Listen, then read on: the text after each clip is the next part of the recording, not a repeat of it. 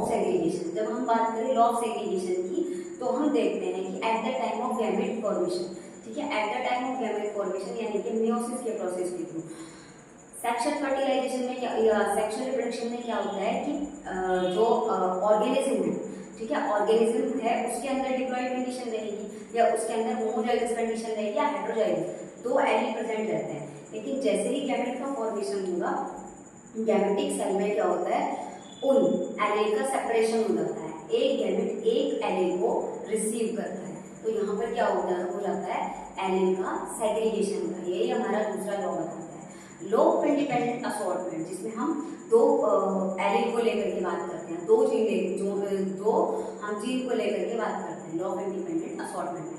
यानी कि अगर दो एलील को लेकर भी कोई कैरेक्टर एक्सप्रेशन हो रहा है, ठीक है, एक ऑर्गेनिज्म में, ये हम पढ़ते हैं आपके डायहाइब्रिड क्रॉस के अंदर, ठीक है, उसमें क्या बात करते हैं कि जैसे दो अलग अलग कैरेक्टर के लिए रिस्पॉन्सिबल दो जीन है, तो जरूरी नहीं है कि नेक्स्ट जनरेशन में वो जीन जो हो वो साथ में जाए, ठीक है। इसमें क्या हो सकता है, एक जीन, ठीक है, जैसे कि यहाँ पर देख लीजिए, ये राउंड कलर के लिए, राउंड कैरेक्टर के लिए रिस्पॉन्सिबल है और ये येलो कलर के रिस्पॉन्सिबल है, डोमिनेंट आपके जो एलील है, डोमिनेंट एलील है, ठीक है।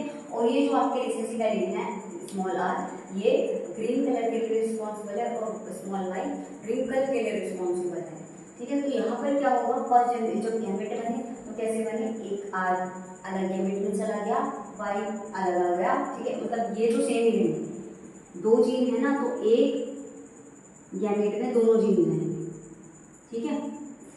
लेकिन आफ्टर फर्स्ट जनरेशन यहाँ पर क्या हो जाएगा कि देखा जाएगा सभी में क्या हुआ, डोमिनेंस कैरेक्टर शो हुए, जैसे कि रेड, ये राउंड के लिए, ठीक है, राउंड शेप के लिए, और ये येलो कलर के लिए। लेकिन जब इनकी सैंपलिंग कराएंगे तो जरूरी नहीं है कि जनरेशन 2 में, सेकंड जनरेशन में सभी राउंड और येलो कलर बनेंगे। ये ग्रीन जो आपका राउंड कलर है वो रिंकल के साथ भी राउंड जो है वो रिंकल के साथ भी जा सकता है, और जो ग्रीन कलर है वो येलो के साथ भी जा सकता है। ऐसा ही कुछ हमें सेकंड जनरेशन सेकंड में देखने के लिए मिला, ठीक है। देखो 9 जो हम लोगों को मिले थे, यहाँ पर मिले थे राउंड एंड येलो, 3 जो मिले थे वो मिले थे राउंड एंड रिंकल, और 3 जो मिले थे ये मिले थे ग्रीन और येलो, और जो एक मिला था, ठीक है, ये प्योर फॉर्म में मिला था। प्योर फॉर्म एक तो डोमिनेंट वाली मिलती है हमको और एक रिसेसिव वाली मिलती है। इसमें ये क्या रहे थे, ये आपके ग्रीन एंड रिंकल रहे थे, ठीक है। तो यहाँ पर इनका ये फिनोटाइपिक रेशियो था। अब पहले बात कर लेते हैं हम लोग इनहेरिटेंस ऑफ वन जीन की। इनहेरिटेंस ऑफ वन जीन में क्या होगा, हम पेरेंट जनरेशन में यहाँ पे देख रहे हैं, तो यहाँ पर हमने क्या लिया, डोमिनेंट या प्योर लाइन ली गई है, ठीक है। जो होमोजाइगस थे उनको क्या किया गया, जैसे कि हम इसको मान लेते हैं, ये हमने मेल लिया और ये फीमेल लिया, ठीक है। तो यहाँ पर जो होमोजाइगस कंडीशन है वो डोमिनेंट एलील के लिए भी है और रिसेसिव एलील के लिए भी है। तो यहाँ पर हमने क्या किया, जब इसकी गैमेट का फॉर्मेशन हुआ, जब देखा गया फर्स्ट जनरेशन में, जनरेशन फर्स्ट में देखा गया, तो सभी हम लोगों को कैसे मिले थे, यहाँ पर अभी एक जीन को इनहेरिटेंस को लेकर के बात करें तो सभी जो हमें मिले थे ये मिले थे डोमिनेंट एलील, ठीक है। डोमिनेंट एलील का एक्सप्रेशन जो कर रहे थे, यानी कि सब टॉल मिले थे, हाइट के कैरेक्टर को लेकर बात करेंगे। अब यहाँ पर जो सेकंड जनरेशन होगी, यहाँ गैमेट का फॉर्मेशन होगा, जिससे सारे के सारे गैमेट कैसे बनेंगे, हेटेरोजाइगस कंडीशन है तो अलग अलग गैमेट बनेंगे। अगर होमोजाइगस कंडीशन होती तो सेम ही एलील बनते, एक ही वाले में आता, लेकिन यहाँ आप गैमेट कैसे बनेंगे, तो यहाँ गैमेट बनेंगे डिफरेंट, यानी कि एक कैपिटल डी रिसीव करेगा और दूसरा स्मॉल डी रिसीव करेगा। अब जब यहाँ पर एक को हमने मेल मान लिया और दूसरे को हमने फीमेल मान लिया, ठीक है। अब इनकी क्या कराएंगे, सेटिंग कराएंगे, तो क्या देखा गया कि यहाँ पर जो फिनोटाइपिक रेशियो है वो क्या है, ये भी डोमिनेंसी को शो करेगा, ये भी डोमिनेंसी को शो करेगा, और ये भी, और जो सिर्फ ये वाला है जहाँ पर दोनों ही होमोजाइगस कंडीशन में रिसेसिव है।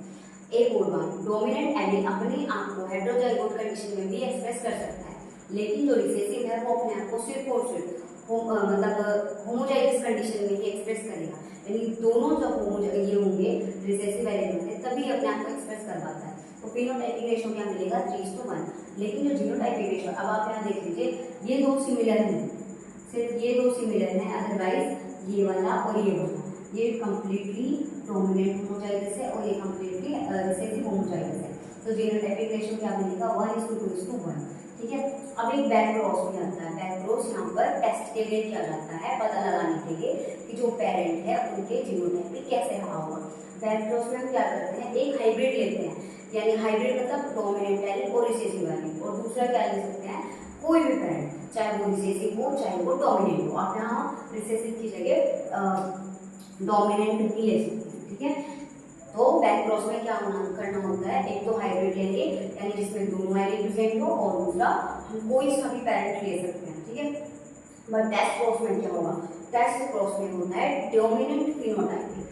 डोमिनेंट फिनोटाइपिक कहने का मतलब है आप यहाँ पर चाहे तो कंप्लीटली डोमिनेंट ले लीजिए या फिर हेटेरोजाइगोट डोमिनेंट वाली कंडीशन ले लीजिए। उसके बाद आप एक इसके साथ रखते हैं रिसेसिव इंडिविजुअल, और रिसेसिव अपने आप को कब एक्सप्रेस करता है, जब वो कंप्लीटली होमोजाइगस कंडीशन में हो, तब हमें टेस्ट क्रॉस का जो रिजल्ट मिलता है वो मिलता है 1:1, ठीक है। और इससे हम क्या पता लगा सकते हैं, पेरेंट का जो जीनोटाइपिक रेशियो और जीनोटाइपिक, ठीक है, जीनोटाइप क्या रहा होगा पेरेंट का